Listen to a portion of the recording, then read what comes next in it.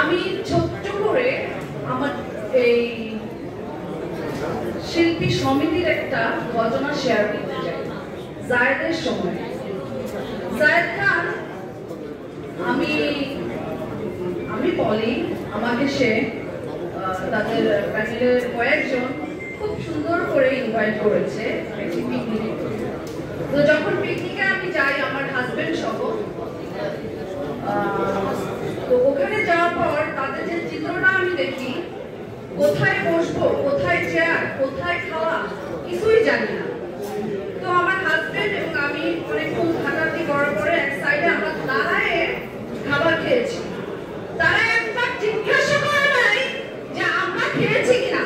আমার হাজবেন্ড আমাকে বকা দিতে দিতে বাসায় নিয়ে গেছে। আর কোনোদিন এই শিল্পী সমিতিতে তোমাকে যেন না দেখি। তারপরে আমি কয়েকটা প্রোগ্রামে যাই না, কিন্তু পার্সোনালি রিপনের সাথে আমার একটা ভালো সম্পর্ক হয়ে যায় এবং আমার মনে হয় যে একটা নারী নেতৃত্ব, নারীদের কথা শোনার জন্য একটা পারফেক্ট নেত্রী হচ্ছে আমাদের রিপন আক্তার।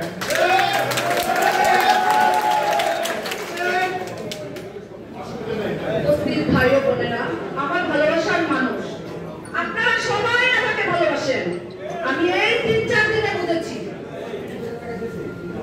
একটি সমিতি, একটি প্রেসিডেন্ট পদ তাকেই দেওয়া উচিত যে ওই পদটি ডিজার্ভ করে। একটি শিক্ষিত মানুষকে দেওয়া উচিত, কারণ শিক্ষাই জাতির মেরুদণ্ড। একজন পরিবার ঢাকা ইউনিভার্সিটি থেকে ইংলিশে মাস্টার্স করবে, একটা অশিক্ষিত মানুষ একটা প্রেসিডেন্ট পদ ক্যারি করতে পারে না।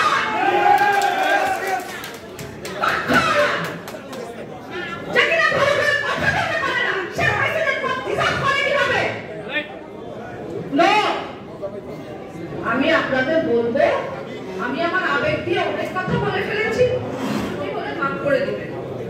তাই আপনাদের বলবো, আবেগ দিয়ে নয় ভাই ও বোনেরা, আবেগ দিয়ে নয়। আবেগ দিয়ে আপনারা অনেক ভুল করবেন। বিবেক দিয়ে আপনাদের মনকে প্রশ্ন করেন, তারপরে আপনারা বলি নিপুণ পুরা প্যানেলটিকে ভোট করবেন।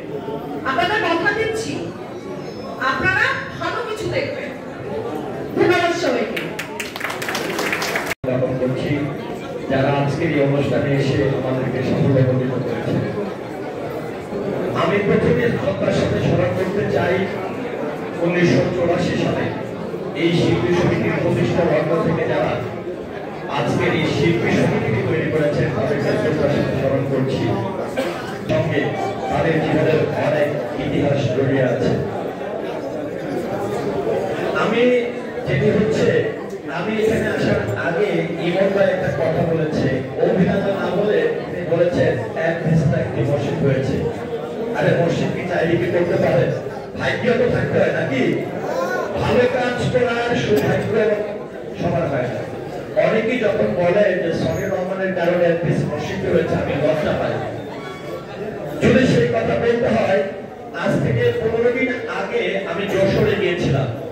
আমাদের দুর্ভাগ্য 10টি ছবির নায়ক হলেও কিন্তু আমাদেরকে চিনে না, কিন্তু আমি এখানকার সামনে অনেক ভোটারকে চিনি। কেন চিনি? আমি আমার মায়ের সঙ্গে, বাবার সঙ্গে মাহমুদ কলি ভাইয়ের তুফান ছবিটি দেখেছিলাম। আমি লাঠিয়াল কি বলে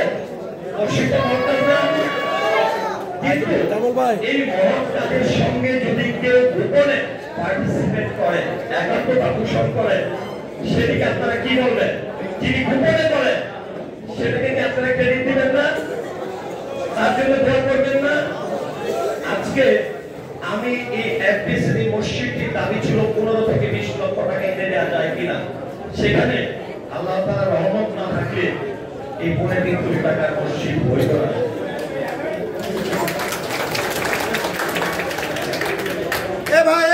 আমি সাক্ষী ভাই, আমি বিশ্বাস করি চলচ্চিত্রের মানুষ সম্মানিত হলে আমি সম্মানিত হব, চলচ্চিত্রের সম্মান থাকলে আমি সম্মানিত হব। আমার চলচ্চিত্রের কোন মানুষ অসম্মানী হলে আমি অসম্মানী হব। চলচ্চিত্রের যে ভালো ক্রেডিট আমরা পেয়ে থাকি, খারাপের ক্রেডিট আমরা পেয়ে থাকি। ওই যা বলছিলাম এই মসজিদের ভিতরে আপনারা নিশ্চয় দেখেছেন যে কয়েকটি সুন্দর সুন্দর লাইট জ্বলে, দেখেছেন না? চারব্যাপী। এবং এমন দেখেছিলেন যে ব্যক্তিটি এই মসজিদটি করে দিয়েছেন তিনি কিন্তু পরিচালক না, প্রযোজক না, অভিনেতা না। তো সেই ব্যক্তিটি যখন আমাকে প্রশ্ন করেছিল যে এই এফডিসির মানুষকে নামাজ পড়ে, তখন বলেছি একবার এসে দেখে যান আমাদের মানুষ ইবাদত করেন, পরকালকে বিশ্বাস করেন।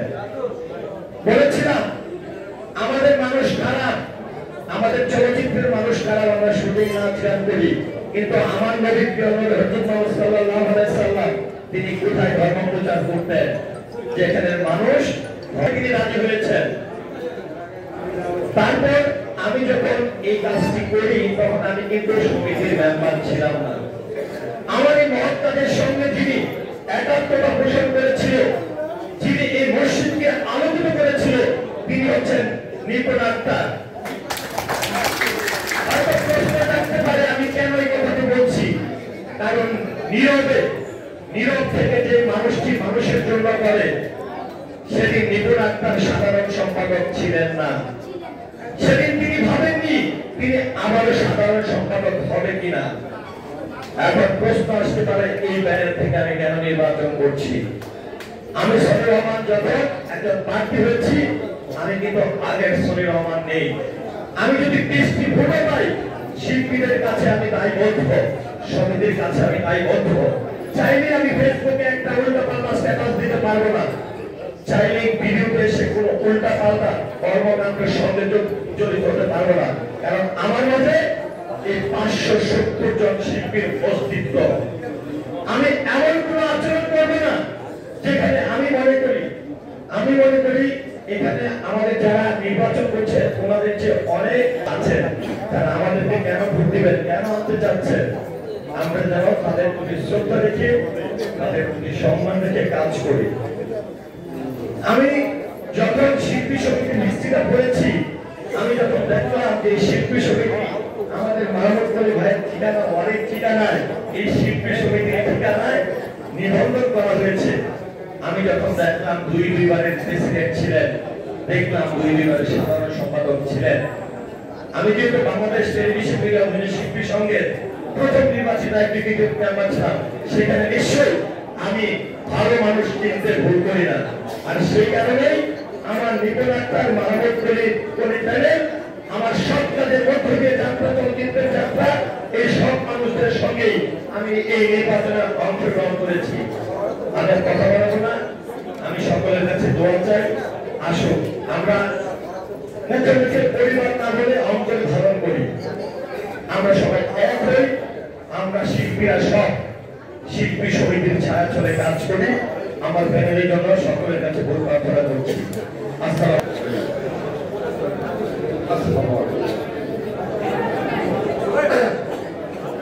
সামনে বসে আছে যে দুটি ব্যক্তি, তাদের নাম না বললে আমি আমার কথা শুরু করতে পারি না। আছে আমার একটি পডকাস্ট আব্দুল বাচ্চু সাহেব, যিনি এই চলচ্চিত্রের মুরব্বী আছেন, আবু হোসেন চলচ্চিত্রের মুরব্বী আছে।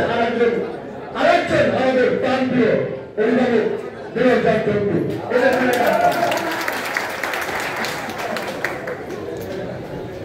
হাততালি দিলেই কিছু নয়। আমার কিছু সময় দেওয়া, কিছু কথা বলবো। হঠাৎ করে দেখি দুটি মেয়ে দাঁড়িয়ে আছে, বৃষ্টি পড়ছে, হাতে ব্যাগ, পরিচিত আমার কাছে, গাড়ির ভিতরে যাচ্ছে অস্পষ্ট কিন্তু পরিচিত। হঠাৎ করে কাছাকাছি আসলাম, দেখি আমাদের শিল্পীদের জন্য ব্যাগ নিয়ে দাঁড়িয়ে আছে সেই মেয়েটি, যে মেয়েটি 2 বছর আপনাদের কাছে, আপনাদের জন্য জীবনে কাজ করবে, সেই জীবন আক্তার। এখানে শেষ নয়, আমি সাইফুল ইসলাম।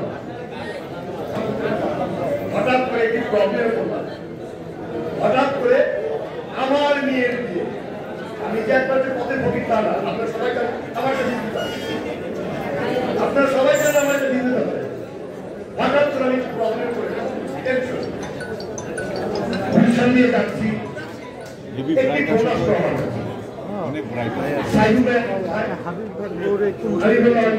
কাছে, আগামীকালকে আপনার আমার অফিসে আসবে।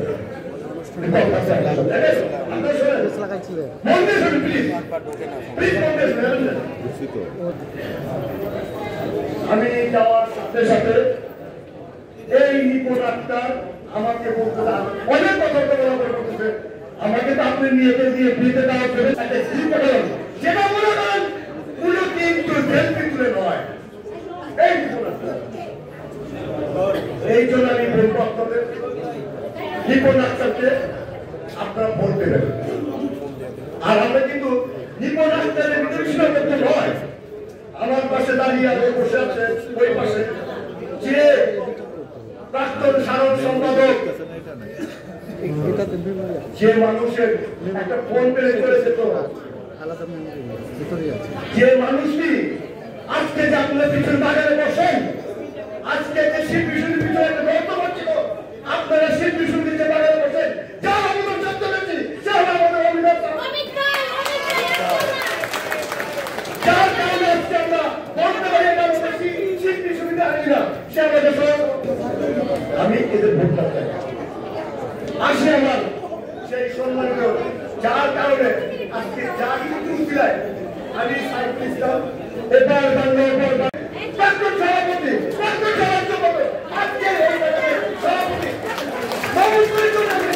আমার পাশে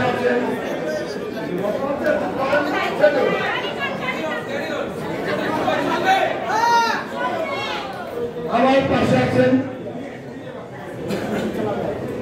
কি বলবো, এখানে কিন্তু সেটা আমি আবার আসবো, তার নাম একজন দেওয়ার আজকে দেওয়ার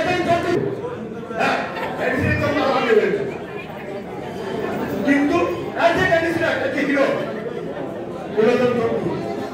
এই ক্যান্ডিডেট 6-7 পুলিশের টাকা গেলে এমন কেন বাসায় নাই, খুব সময় জানিয়েছে আমরা কেউ কোনো সেফটি বলে নাই।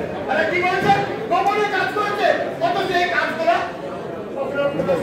আজকে আমাদের বই প্রকাশ করতে এই কারণে, কারণ এরা সেলফি তুলতে যাবে না, এরা মানুষের উপকার করতে যাবে, সেই উপকারটা তারা দেখে রাখেন তারা। আজকে আপনাদের শিল্পীদের বলা করছে সেটার বাইরে রেখেছিল, তারা চেষ্টা করেছিল এবার আপনার যেতে বাইরে রাখতে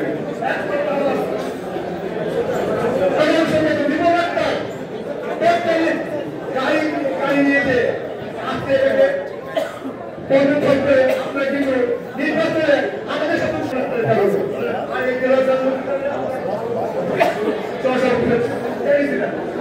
আসলে আরেকটু আছে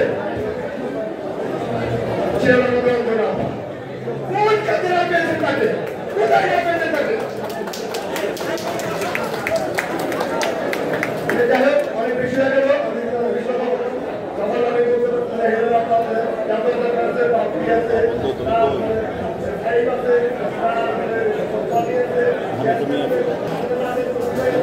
আমরা সবাই একটি কথা বলি, একটি ডায়লগ আছে যে 68,000 গ্রাম বসতে পারে, আর আমি আপনাদের বলছি এই চলচ্চিত্র বাসে প্রত্যেকটা শুনতে পারবে, আর এই সব বাচ্চা দলে একজন আপনারা এদেরকে ভোট দিয়ে ইনশাআল্লাহ এই গুপ্তা ওই